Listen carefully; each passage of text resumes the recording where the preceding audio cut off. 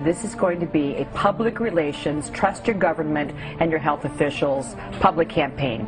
You know, there's no conspiracy here, folks. Just get your damn vaccine. Listen to our government agencies. These guys are telling the truth. Forget the conspiracy. Just get your damn vaccine. Just get your damn vaccine. Now, because of this flu season being so important, certain states, including our state, New York State, are actually making it mandatory for healthcare workers to get vaccinated against both seasonal flu and H1N1. This is going to be a public relations, trust your government and your health officials public campaign. It is very, very important, especially for healthcare workers, because traditionally only about 40% of healthcare workers get vaccinated, and we are excellent, Anna. We are the vectors of spread for this virus. In addition, you don't want your doctor himself or herself to be sick, so very important for healthcare workers. We should strive for close to 100% compliance. There you go. Anna, did you get your shot yet? Yes. That's okay. Yesterday. Just get your damn vaccine. But we trusted the scientists back in 1976 with the original swine flu shot, and a lot of people was a debacle. Sick. Not only that, some people died, some people were paralyzed. From the shot itself. And people remember the swine flu vaccine as a terrible disaster. Remember the swine flu scare of 1976? That was the year the U.S. government told us all that swine flu could turn out to be a killer that could spread across the nation.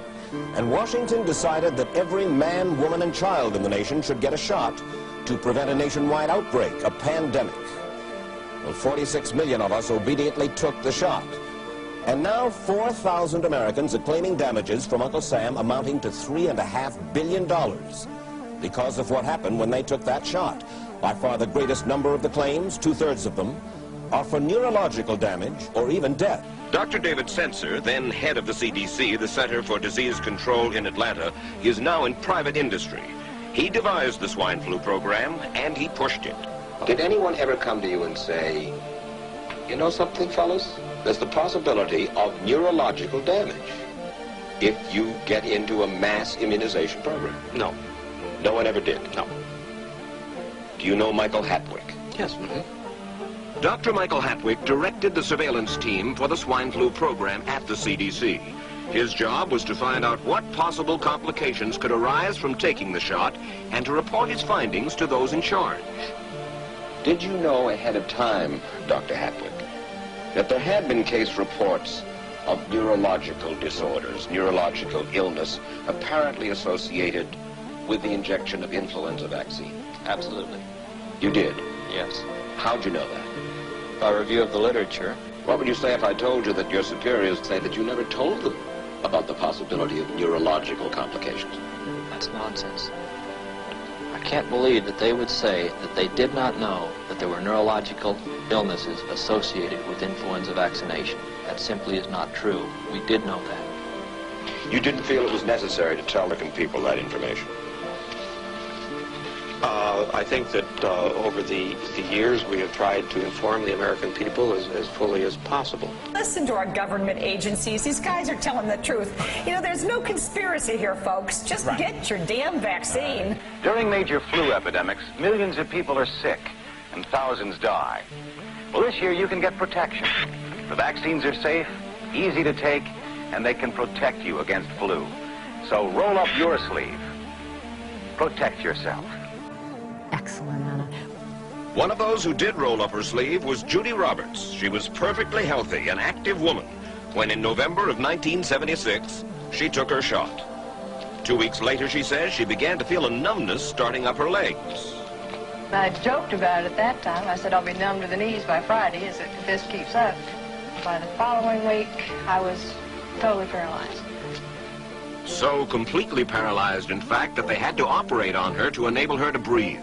And for 6 months, Judy Roberts was a quadriplegic. The diagnosis? A neurological disorder called Guillain-Barré syndrome, GBS for short. These neurological diseases are little understood. They affect people in different ways.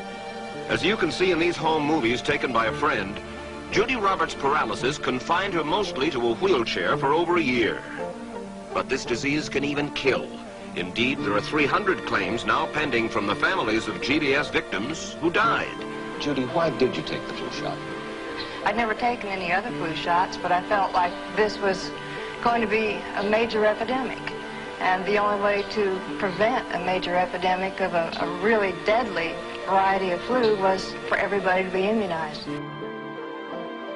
I don't want to have that kind of vaccination in my child yet until I know it's safe, 100% safe. You would be heartbroken if you did not vaccinate your child and that child got sick with influenza and found that your child was in the hospital close to death. But moms like Corey Bureau still aren't sold. I don't feel just because the government's telling me that I need to get this, flu shot for her or my youngest, that I should go and do that. The challenge for public officials? Convincing the public to heed their advice instead of a mother's intuition. Well, for more on how the United States is applying those very lessons, I spoke a brief time ago with Dr. William Schaffner, who chairs the Department of Preventative Medicine at Vanderbilt Medical School. Dr. Schaffner, thanks very much for coming in. Everyone is talking about this swine flu vaccine. I gather you got a jab yesterday in the trial. How do you feel? I did terrific. Actually, it hurt less than my regular influenza vaccine, which always tingles for about an hour or so. Dr. Schaffner, thanks very much for coming in. Everyone is talking about this swine flu vaccine. Everyone is talking about this swine flu. The concerns include possibly using chemical additives or adjuvants to boost the effectiveness of the vaccine. They have never been used in flu vaccines in the U.S., but have safely been used in others, such as tetanus. Critics also worry that some forms of the vaccine will contain thimerosal, a mercury-containing preservative. Thimerosal has never been associated in any valid scientific way with any adverse effect to the fetus or to young people. A congressional committee that studied the matter has already concluded thimerosal is directly related to the autism epidemic. It could have been prevented or curtailed had the FDA not been asleep at the switch, allowing the untested toxic to be part of the vaccine recipe, something the committee report blamed on misplaced protectionism of the pharmaceutical industry. Some examples of the scientific papers he's talking about: a study of monkeys that showed vaccinated primates showed increased neurological disorders and non-social behavior similar to autism. Another animal study that shows the kind of mercury used in vaccines ends up in the brain and stays twice as long as the mercury in fish. A study of vaccination records which seems to match increased autism with increased vaccinations containing mercury. And then there's the circumstantial evidence. UPI found only 4 cases of autism among a community of 22,000 Amish people who generally shun vaccines. Statistically, there should be about 130. And it turns out that 3 of them were vaccinated, and the other lived near a power plant that releases mercury. Thimerosal, a preservative which was taken out of childhood vaccines a while ago because there was fear it could be linked to autism, is being used in some batches of the H1N1 vaccine. Are you concerned that will keep some parents from having their children vaccinated? Thimerosal has been proven to be safe, is used in seasonal vaccine, seasonal flu vaccine, and again, we want to assure people that the scientists again have confirmed that there is really a safe factor with using thimerosal. It's an effective preservative and one that we think actually adds to the likelihood that we'll have a safe vaccine for a while to come. There's literally hundreds and hundreds of studies that connect thimerosal to these disastrous neurological disorders. I talked to the scientists and I talked to the federal bureaucrats who are defending thimerosal, and I said, what are you relying on? And I looked at the science they're relying on, and I can tell you, Joe, it is so weak. And you and I have seen, legal practice with junk science, and we know, what these phony scientists are who create this stuff. It happened in big tobacco. Right. It happens in big oil. It's happening in global warming. And now it's happening in a way that's impacting our kids' lives. This is classic tobacco science. It is junk science. And I was looking at these reports and saying, this is the best. This is what you're relying on. They know it's fraudulent. Okay. The scientists, again, have confirmed that there is really a safe factor with using thimerosal. It's just get your damn vaccine. The U.S. military considering a plan that could establish regional military teams to assist civilian authorities in the event of a major outbreak of the virus this fall. It's a what-if worst-case scenario. What if local police were not enough to quell crowds of people so panicked to get a flu shot they turned violent? Well, that is when they call in the National Guard. We're treating every situation as it's actually happening. We try to train as we fight, we say in the military. guys will be loud and boisterous. All right, cause some confusion. This drill's designed to look and feel as realistic as possible, right down to the actual pepper spray and live tasers.